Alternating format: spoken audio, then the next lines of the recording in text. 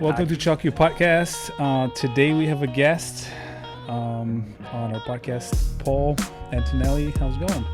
You know, it's another day in truck world, and don't get any better. Good. Awesome. So, quick background story. We've known each other for a little bit.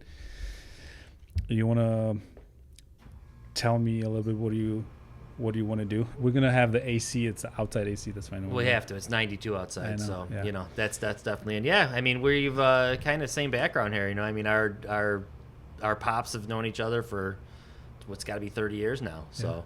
Yeah. Kind of second generation into the trucking world, between the two of us. A little bit different aspects, but everything's kind of intersecting now. You got the shop, and I was a mechanic for a long time, so just, I didn't know that you were actually wrenching. Oh yeah, yeah. Really? That's your dad. Yeah, he used to come down there all the time. Hey, make sure you grease this, do this, Paulie, do this, do that. That's yeah. So I do a lot of him and Tommy. He do a lot of their PMs and the FedEx days and stuff like that. So yeah, I was down there from 03 to 13 till we opened up the truck sales. Okay. Perfect. So just a quick kind of context to set the context. You want to tell me what you do, who you're representing here today? So I am with I-294 Truck Sales. We kind of kicked off in 2013. Our parent company, or co-ownered company, if you will, is All Chicago Fleet. So we've been around since 1995 in the repair industry. And kind of what happened is, we lost a big customer. Big fleet that got bought out by a leasing company, kind of pulled all of our work from us, and hey, how do we supplement all this money that we lost with this huge account? Because it was probably a good 40 to 50% of the revenue for the shop at that time. So kind of came up with over the course of the years, we had a Peterbilt used dealership there on our lot. We're frontage road to Interstate 294, so it's you can't beat the location. We're right next to a huge Volvo dealer, which we're not going to plug them. Yeah, no. But we're getting a lot of traffic in and out because of them. So it kind of started as a supplemental thing for the income we lost, and since 13, it's grown into it's definitely its own entity, and we've done well, and a couple times have done just as well as the shop, and we've in turn brought in new customers to the shop, and customers of the shop buy trucks from us. So it's kind of a one hand washes the other thing, and that's what it was meant to be, and that's actually worked out well for both of us. So perfect. Well, I got questions prepped for you, and Jose's not here with us. He wanted to be here, but he couldn't make it, so he sent me some questions. I was like, hey, let's whip out some questions for Paulie. And the number one thing is like, so you've said more or less how long you've been doing truck sales, but just to clarify, you're selling used trucks, yeah? Yeah, only used. I mean, we'll get somewhat late model at this stage. We've sold some 18s and 19s, but, everything has, mileage on it, 100,000, 200,000 miles, things of that nature. But, yeah, everything's used. We're not affiliated with, like, an OEM at all or anything like that. Okay. And what is you would say, your expert, like, what type of trucks are you specializing in? We, about 5 years ago, we got heavily into the gliders, as you're running several of ours, that you've bought from us. But we kind of, when we started in 13, we were really heavy in the 06, 05, 07s, everything pre-DPF. And we did really well with that. So the natural progression was once those trucks were really hard to finance, and once they were really hard to find without a million miles and just beat to death, we kind of discovered the glider kits. Not discovered them, we knew about them. Yeah. But kind of moved into that direction on the used end. And we were really one of the first dealers nationwide to really concentrate on the used ends of those. And there's still only maybe half dozen that'll really kind of push towards those things and stuff like that. So we kind of wanted to stay into that era, no pun intended, of emissions on the trucks. Because we did sell Cascadias with DD15s and Volvos with D13s and Kenworths with ISXs and some Peterbilts, and we really had a wide variety of inventory. And we'll still do some stuff. I just had a beautiful 2015 T660 glider. I wish I had a field of them. Yeah. Phone wouldn't stop ringing. But what we noticed on the sales front is you got to be out there every other day starting them. You got to regen them once a month. You got to get someone to drive them up and down the road if they age at all, because that DEF fluid crystallizes. You're constantly fighting check engine lights. And this is the age group of 2013 to 2015 year models. I don't have much experience with the retailing of the newer stuff with the one box, which I really would want to probably stay away from. But what we kind of discovered there is there was just so many problems with the customers down the road. No matter how much money we put in the truck, no matter how good we looked it over, something was There's going always down. something. Yeah. Because those trucks need to be ran. They need to be driven. They need to go down the highway. They're not good local trucks. They're not good stop and go trucks, and they're definitely not good sit on the lot for 2 or 3, 4 months waiting for the retail trucks. Yeah. So when we moved into the gliders, that helped. And all of a sudden, wow, we're getting 70% of our business out of state, possibly even more than that. And we're bringing in some different clientele, some higher clientele, because the retail money's higher, and it seemed to really work out. At this stage of the game, we're kind of getting to a cross where we're going to have to start looking at some other stuff, and we don't know if we're going to go 13 to 15, 13 to 16, or we're going to go 18 to 20 on the used end. But the glider game has unfortunately got cut down. So Paul, just not to cut you off, but I got some questions piling up, and what I'm thinking is, so first, so who's buying them, right? Like who's the customer base? It's all over the map, so we do have fleets, and our capacity lends us to smaller fleets, to mid-sized fleets, guys with 5-10 trucks, guys up to maybe 40 or 50 trucks that will want to grab 4 or 5 at a time. We don't have the capacity to go sell somebody 100 trucks. So I'd say we're probably about a 50-50 split between small and medium fleets to owner-operators. And it's kind of all over the gamut. Guys with 1 truck, for a lot of first-time buyers, which is a financing challenge. I'm sure we'll get into that in a little bit. But yeah, we, a little bit of everybody. So when you're dealing with, do you think what I'm trying to find out is obviously gliders started becoming more and more popular as the emissions started, kicking in, and things were it was a lot of issues for fleets and for owner operators, especially, right? Because fleets can handle issues within their fleets if they have spare trucks. But if you're an owner operator now, you have emission problems in 2011, 12, 13. Now all of a sudden you're out for 2-3 weeks, right? So do you think the knowledge around glider kits expanded, or people started actually finding out, and do you feel that it because obviously you cornered a niche market, right? You went. I mean, in my opinion, it was a very good move for used truck dealer. But do you feel like it's still somewhat there? Do you feel like there's still high demand for glider kits? The demand has changed, but there's still more of a demand for that than most other specs. I mean, right now, the big thing's the DD15 and the Cascadia with the DT12. A later model, new body style Cascadia, really hard to find, believe it or not, where, at most points, any kind of Cascadia with DD15 is a dime a dozen. But the new Detroit DT12, Trans is a real hot spec, so they're hard to find. But as far as the demand for the gliders, it's still there, and it's still just as strong as ever. The retail market on them is higher. The wholesale market on them is higher. But what we're finding is, and I think you're kind of getting into that a little bit too, medium-sized fleets are going, well, I can buy 2 trucks for the price of 1. That buys me a lot of, emissions problems and things like that. And it's probably at the end of the day 6 of one, half dozen the other, on what you're going to spend on maintenance and what you're going to spend on fuel and other things.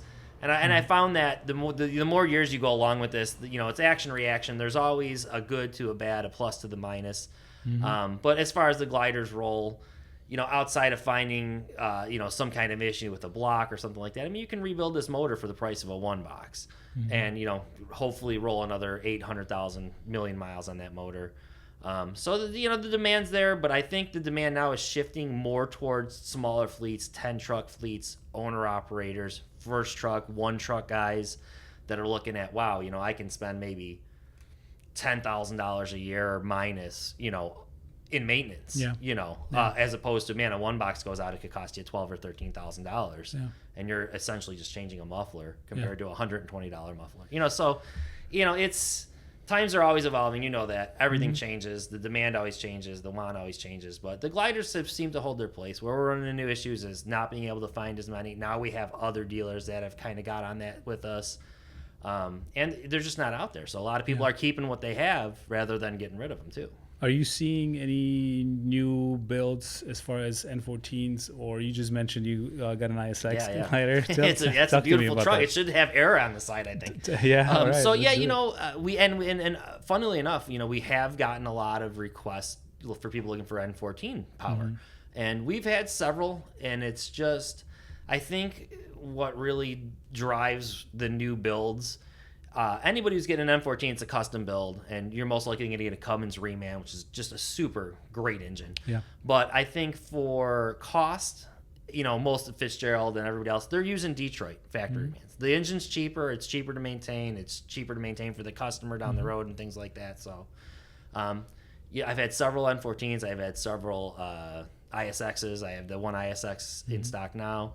We've had 3406 Cats, which fetched a ton, and some Coronados and a lot of the PACCAR stuff. But I think really Detroit controls that market because it is the most cost-effective motor. Or is the engine of choice for a lot of builders just because, availability is one thing, right? Maintenance, obviously, parts, how much parts actually cost for those Detroits. That's obviously the factor on that everybody's building. But we've ran into a problem with the engine are hard. They're hard to find, right? To build those gliders. But is there still the limit? There's still the limit, right? To 200 or 300. Well, 300, we can't just go build 300, and it was predicated on how many you had built. Yeah. So 300 to the cap. So the big guys, Harrison, Fitzgerald was making 7,000 or 8,000, I believe. Yeah. They can make 300 now. Yeah. And Harrison was making a few thousand. They can make 300. But the smaller guys, and that's why you're not seeing as many Freightliner factory gliders out there, because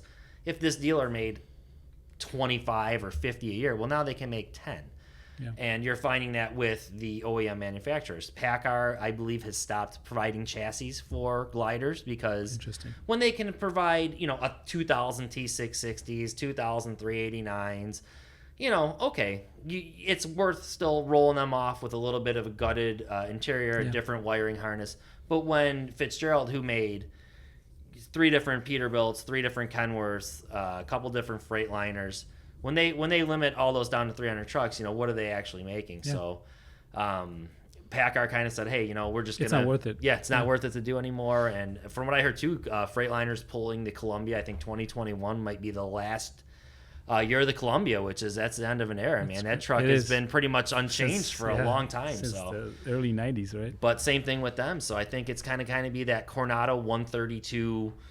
full fairing Coronado, like classic Fitzgerald. I mean, you have a factory one with that full fairing. So I think that's going to be kind of the chassis of choice, and I think Harrison's going to maybe stick with that Cascadia. Yeah, the old chassis Cascadia. Yeah.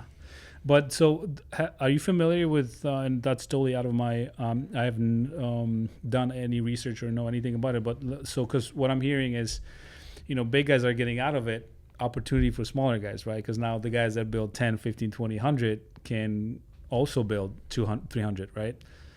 No, it was predicated on how many you built. So if you only built 25, they only give you X percentage of what you built previously before that restriction came in place. So I thought it changed where the smaller guys could now all of a sudden go up to.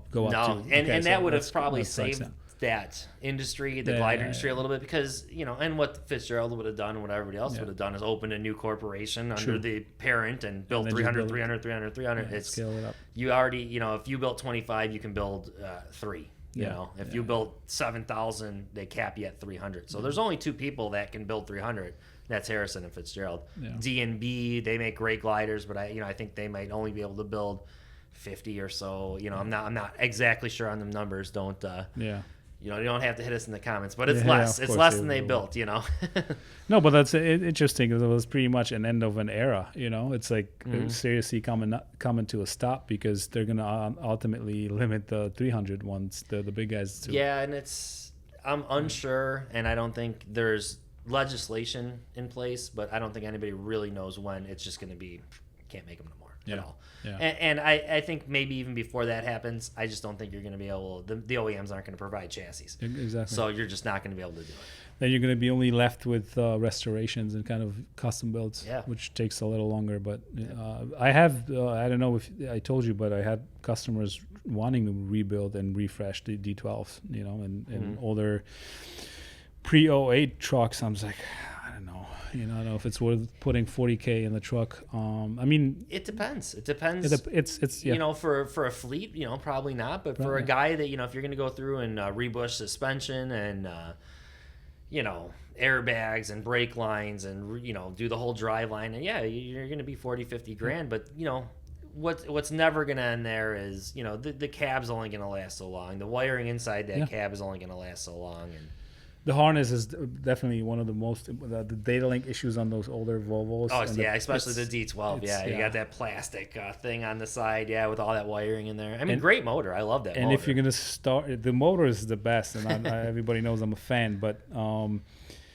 it's like you're going to start messing with the harness, and all of a sudden crazy things happen, and you can throw away the truck. Well, and you're going to look at 06s and 07s that people want to refresh, that 400 people have been inside that plastic black box with the harness, and you're going to just find this wire to that, and and by this time, a 20-year-old truck, the 15-year-old truck, the markings on the wiring is going to be off. Even with schematics, you're just not going to know what's what. And I mean, it could be done. Anything can be done. Anything can be done. Yeah. So if you're willing to put the time and money in it, right? What do you think is a good truck, since we're on that topic, to restore and rebuild? What would be your truck of choice? I mean, if you're going to go that route, I mean, it's got to be, and I don't sell many PACCAR products just because the wholesale price and the retail price are so high. Yeah. But I mean, I think you have to go with those because, back to the days when I was a mechanic, I mean, honestly, the parts for those trucks are more expensive, fuel tank straps and everything else, but they did have less problems. Like a nice Peterbilt 379 W900L, something like that. I mean, those are trucks that are going to be a little more resilient. And some of the older, especially the Peterbilt stuff, some of the older Kenworth stuff it's really nice, but even in the 06, 07, you'll get just different wiring stuff with those, where the Peterbilt kind of hung tough a little bit longer with just power and ground. And hey, you can put 50 butt splices in there and you're still going to be good, Yeah. So I mean, if I were going to do something, or if I was going to do a show truck for I-294, it would be some kind of like old 379, and that's the route I'd go. Yeah. W900A would be mine, which I'm after the international you saw at the shop. We're probably gonna do something like that, or a cab over, but different topic. The cab overs are hot now, man. Yeah, you see a lot of them on the road. They're Nobody, really cool. Everybody wants them, but a lot of people actually grind and drive them for a long time. You're the first one at the accident, as they say, with the cab over, so they're dangerous. I know. Do you have any advice to fleets, the small fleets? Because the next thing I want to talk about is owner operators, but the small fleets to medium-sized fleets that could help them during buying process. And we talked. I stopped in a week or so ago, and we kind of talked, and kind of the way you're rolling, I think, is probably the best thing for them. Kind of uniform your fleet, have spare trucks, have part trucks where you can take panels off and sensors and all that stuff, but. As far as going in and buying a truck as a small fleet, I mean, know your position. Know that, hey, I have buying power. I have the ability to get financed easily. I have that card of, hey, I'm going to buy more trucks from you. And just, don't, not maybe exploit is a bad word, but use your position to what you've done and become, and use that to your advantage. I mean, I'm always more than happy to work with a guy with 10, 15 trucks because I know, hey, I'm most likely going to sell this guy 4 or 5 trucks in the next, even if it's 4 or 5 years, whatever. Yeah. I'm going to get some repeat business and treat him right. But, and just, have a guy, and I think you really know your stuff, but you've also grown into getting the right people involved with you. Mm-hmm. Know what you're hauling, know where you're hauling, know what wheelbase you need, know what gear ratio you need. Specs, yeah. Yeah. What are this age of drivers? What can they drive? Can they drive an 18 speed? No, most likely. A 13 speed, you're pushing it. Super 10, forget about it. Direct 10, you're maybe safe, but you're getting a lot of automatic guys. These I-shifts and the DT12s are what people like, and a lot of drivers have auto only CDLs, which is crazy. You should be able to drive anything. That's crazy. but that's the shortage of drivers. That's the answer to let's whip out more guys that can drive automatics, and those are usually the ones that comes from big fleets. They graduate or go through their school, and then they have the endorsement on there 3 years later, like, I can only drive automatic. Right, yeah. But good. So let's talk about owner operators, because I think that's something that for me is also that transition from fleet owner, owner operator to fleet owner was that took a little bit of time, and I think it would be valuable to kind of talk about what's your experience with how owners buy trucks, and how is it working with owners, and do you think, give me your opinion on, are people coming prepared? Because ultimately the purpose of this for me is to have owners and drivers that are thinking about buying a truck be more prepared and know what they're doing. So what is your experience around that? And it's a super good question, because it's such a mixed bag with, and owners, we're talking like a one truck guy or a one or two truck guy kind of a thing like that, or replacement truck kind of a guy. So, we see a little bit of everything, and honestly, the owner operator puts in a little more work than the fleet guy. Most of my fleet customers that we've sold several trucks to, they're kind of, hey, what do you have? I have this, I have that. All right, invoice me, bill me, and ship it down to me. No one comes up, no one looks at it. They kind of trust us at this point, and I think that's the way they buy a lot of trucks, not only from us, from everywhere. Yeah. But yeah, the owner operator guy is much more likely to, have the mechanic come in, bring in a couple buddies, take it to a mechanic, maybe run a dyno, which, we do enough to them where we're very confident that a truck doesn't need a dyno and, things of that nature. But, if you need it to get the deal done, you get it done. But those guys some of them are on that plane where they're just really into, hey, I want to look at every little tiny thing, which is great because you're spending a lot of money. Yeah. But, as we're 50-50 with fleets and owner-operators, I say out of my owner-ops, 50-50, I think some guys aren't as informed. But with the mechanical background and being a family-owned company and being around since the mid-'90s, we don't just say, you don't know what you're doing, get this. Hey, what are you hauling? Where are you hauling? How much weight are you hauling? In what regions? Are you going through mountains? And we'll kind of, if they don't know, hey, this ratio works with that, this trans will be better once I learn how to drive it if I don't know how to drive it. You should really look at a mid-roof. We'll kind of steer people into that, for the guys that don't know. And we'll kind of run through stuff with them too. And, it's a case-by-case thing. At our size, you just get all different kinds of guys, all different kinds of preparedness. And but for the most part, the owner-operator really has... Most of them really know, hey, I need this, I need that. I'm really looking at this. So it's definitely harder to sell an owner-operator a truck, which is good because they need to be, if you're a one-truck guy, you have to have that truck on the road. I mean, that truck's not on the road, you're in trouble. And we understand that too. And, we're not out only to make money. Obviously, everybody wants to make money. That's why you're in business. Yeah, that's, of course. But, we do try to take our time with these guys and, even on the financing end, hey, don't put everything you have into your down payment because you're getting, you hit something and blow out 3 or 4 tires on one side of your truck. There's, $1,200 or $1,500, or you are buying a used truck with 500,000 miles, which is low miles. Yep. We go through them as best as we can, but in 2 months your starter goes out, or something else happens, you always need to have backup money. So what would you suggest? What would you suggest to an owner? Because you just said something very important, but what would you suggest to how to buy a truck as an owner? Because obviously you don't put all your down payment money. Right. Well, we go with that, and I'm not going to not sell somebody a truck, but we're going to tell them, hey, we don't recommend you do that. And what we kind of always tell people is, hey, you are now a business owner. Especially for these first-time guys, are the ones you're treated like it is a business, right? And you need to pay your truck. It's my dad's always been big on that. 50 years in the business or whatever it is. Pay your truck 30%, and at the end of the year, hey, you don't use that, give yourself a nice little bonus, but keep substantial money on the side. So you're not using credit cards, you're not taking out loans, or you're in the middle of Idaho and your truck breaks down, and you don't know the shop that gives you credit there.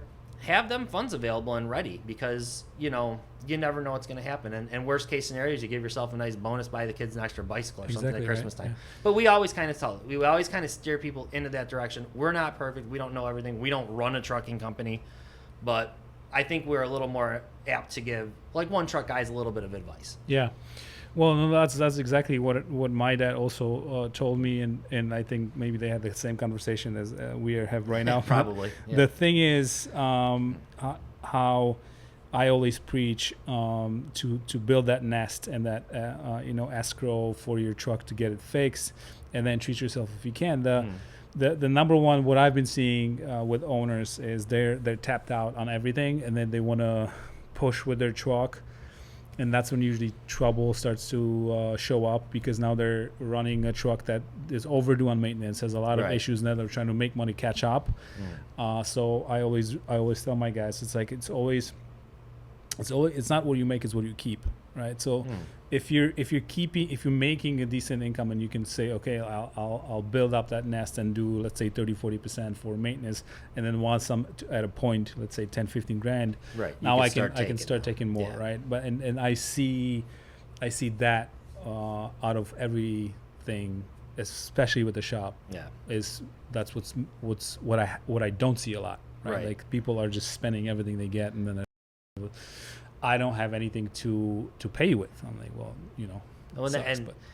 and in the same kind of in that realm with the gliders, that's when we're trying to explain to people come in, don't know what they are, and we're like, well, the turbo on this is $800 from Detroit. Turbo on an ISX is $6,000. Yeah. And we're trying to show them, all right, you're going to put this money up front, but you're going to save it in the long run, and that kind of plays into the kind of budget yourself, pay your truck, but all the way full circle back to what these guys are looking for when they come in. Just know what you're looking for, know what you're buying, be it a DPF truck, an ISX, a DD15, the old 12.7, 14, whatever it is. Just you have to know what you're buying. You have to know that animal inside that truck. Do you feel like owners and customers they understand specs and they buy the right trucks for the operation they're trying to do? Well, I'm not laughing because I'm laughing at anybody, because I laugh at some guys come in and think they know specs, and I need this and I need this and I need this, and you ask them what they're doing, and you're like, man, that you don't need any of that. Yeah. And then you have people that come in and they have no idea what a rear end axle ratio is, and they have you tell them, oh, this is a Super 10. They've never heard of it. But it's okay. It's a manual 10. I'll drive it. It's like, whoa, wait. They think it's super that never breaks down. Yeah, it's just super duper. Yeah. It's super, it never breaks down. So, and we'll take them through, hey, this is how you drive it. So, it's such a 180 business, that, sometimes, very rarely you get the perfect customer that just really knows. And, it's hard to say, and we feel the responsibility to kind of help people with that stuff, but it's just, you get a lot of guys in there, this, that, I know this, and it's hey, God bless them, and and then you get a lot of people that you really have to, hey, look at this, look at that, this is what you need, this is what you should do. And I mean, I've sent probably almost as many people away because we don't have something that they're looking need for, or they should run. The last thing you want to do is just, put someone in something that's not going to make them money, something that they don't need, overkill, underkill, whatever it may be. Because I've had plenty of people come back years later. Hey, you guys were just so upfront and honest. I bought this other truck. I'm done with this other truck. I want to buy a truck from you guys now. What do you have? Let's work together. Tell me what you have that's going to work for what I'm doing. So, it's, for our size, there's not enough people to only sell them one truck, you know what I mean? Or sell them a truck and just, hey, whatever is whatever. You want repeat business, you need word of mouth. Word of mouth is the best advertising. So that's kind of the way we go about it. Is, and the deeper relationship based on trust, where it's like, some people won't get it, but there are a few people that will actually respect the fact that you're helping them and providing a lot more information than what you really should, because a lot of dealers or shops will say, hey, we'll do whatever you want, right? It's a customer. If you want a new $1, I'll do a new $1 for you. But no, maybe it's actually something else that we can help you out with. But my thing is, it's like, even what? So what if you have what if you bought the wrong truck, right? Because I've seen on the shop side, you probably have seen that too in the past, or even now, like. Owner comes in and we look at his truck and we do a thorough checkup, and then all of a sudden it's like wow, if he asks me for my opinion, I would think about selling it. Right?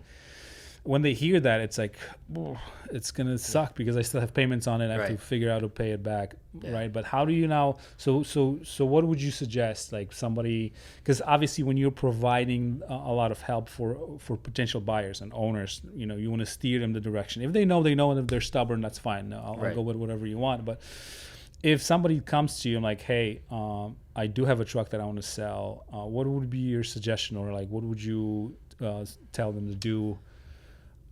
Is there anything that you think is like, like how do we get out of a bad purchase or a bad truck? Is it even possible? No. Yeah.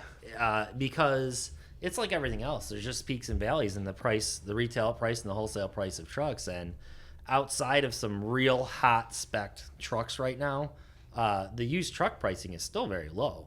So we run into that a lot now with guys that, maybe bought an era of Cascadia or something like that. And well, now I want to trade it in for a glider. Well, what do you got? I have a 2015 Cascadia DD15 10-speed. It's got 700,000 miles. And it's like, well, the auction trade-in number on that's $14,000-$15,000. Well, I owe 30. Can you give me 30? Yeah. Well, no. I'm going to sell it for maybe 20, after I recondition it and, do stuff like that. So really that's why, back to preparedness, you have to know what you need when you buy, because it's a big purchase. You're not just going to buy, a Matchbox car or something like that. You're buying something that's going to make you your money. Yeah. I got more questions, and I think we're gonna turn it into. We're gonna take a little break. I think I want to do it part 2, which we're gonna continue. So, no rapid fire. No rapid fire. We're gonna do rapid fire. I got more questions for you, so we're gonna come back. We're gonna take a little break, and we're gonna come back. So, talk to you soon. Thank you guys for tuning in. This was part 1 to our interview with Paul. Look out for part number 2 coming up next Friday. Thank you for listening. Subscribe, share, and we'll talk to you soon.